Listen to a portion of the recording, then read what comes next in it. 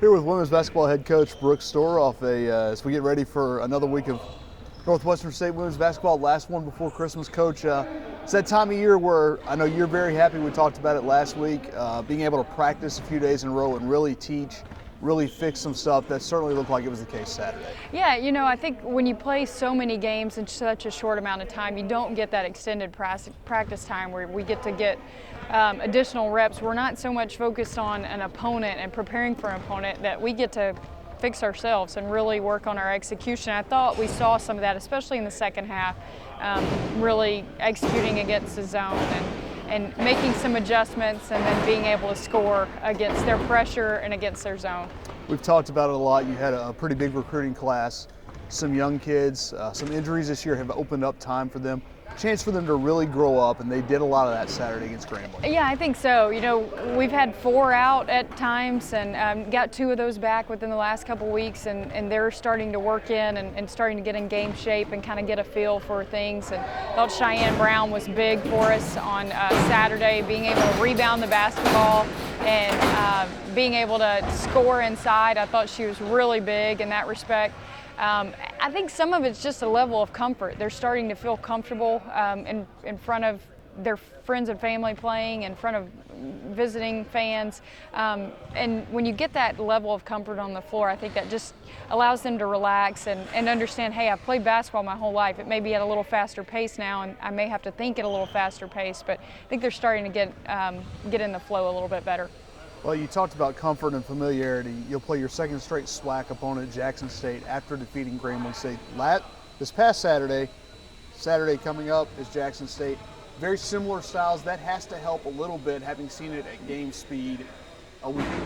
Yeah, and I think when you play those teams back to back, it definitely helps. Personnel will obviously be different because it's a different team, but they'll do some similar things. We'll see some more man defense in the half court than we didn't see any against Grambling. They'll pick you up full court and press you, but they'll also fall back into a man and play a man in the half court. So I'm excited. We'll get to execute some man offense, and for us to score 71 against the zone, I was excited about that on Saturday. So we'll be ready for that. I feel better about our zone execution, being able to score the ball inside. We got a lot of good threes in the second half from getting the ball inside, whether it be by dribble penetration or entering it to the post and then kicking it out. When you get those sort of looks against a zone, it really helps a shooter's feel, and that helps them tremendously. For us to be able to do the same thing against Jackson State, keep them out of the paint, keep them off the free throw line, keep them off the offensive glass, that will be big for us defensively. You got a chance to get back to 500 as well, and I know, like you said, with injuries, you'd be at 4-5, and you'd probably take that, and now a chance to go to 5-5. How important is that going into the conference season, which you still have one more non-conference game, but you have a chance to be above 500 entering conference? Well, I think it's big from a confidence standpoint for our kids, but for us as a staff, our goal is always to be at 500, around 500, entering a conference play.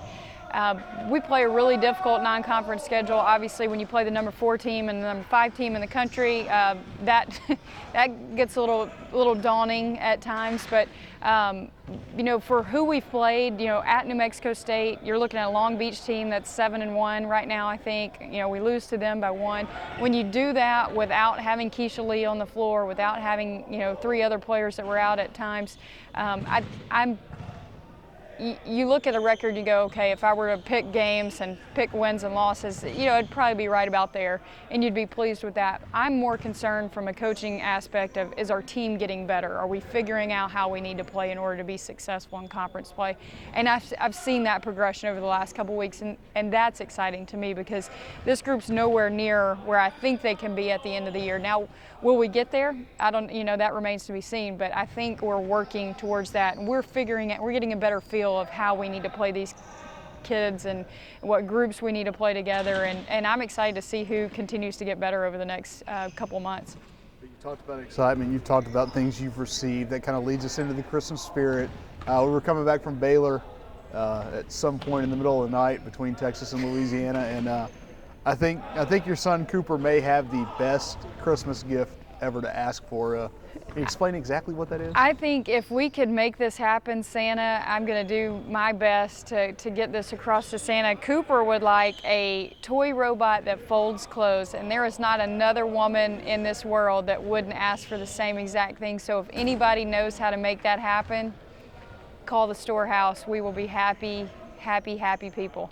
All right. Well, Merry Christmas to you, Coach. Thanks. Happy holidays to everyone.